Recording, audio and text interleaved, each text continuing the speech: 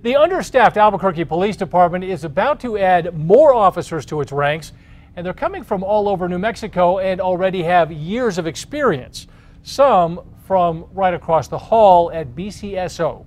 News 13's Madeline Schmidt is live at APD's Academy, that's near 2nd and Montano, with that story. Madeline?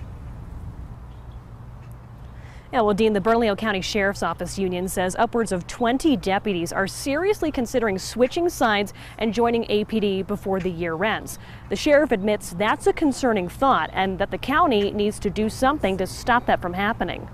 There's a much higher financial incentive to be at APD. Money talks, and it's speaking to Bernalillo County Sheriff's deputies. For a fact, I know that 3 are leaving, and they are more highly trained senior officers in the department.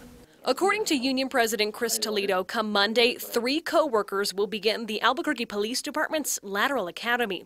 And he says this is just the beginning. From what I know, I think 11 for sure, and between 11 and 21 by the end of the year. That's a lot.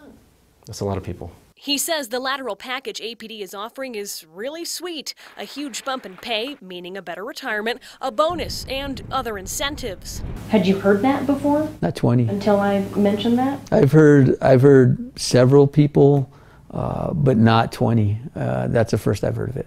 We went to Sheriff Manuel Gonzalez. We value our deputies here, so I don't believe it's a morale issue. It's strictly a pay issue. He says he knows the county needs to do better to compete with this new package from APD. We've already had the discussion.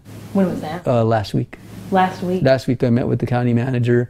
I was just on a trip with her where we brought it up again, and we're just trying to figure out the strategy of how to get there now. But Toledo worries about what kind of effect this potential mass exodus of experienced deputies will have if the county can't catch up soon. They set an example for a lot of our younger deputies. So if they leave, I think a lot of people are going to start thinking and processing the fact that they might want to leave too.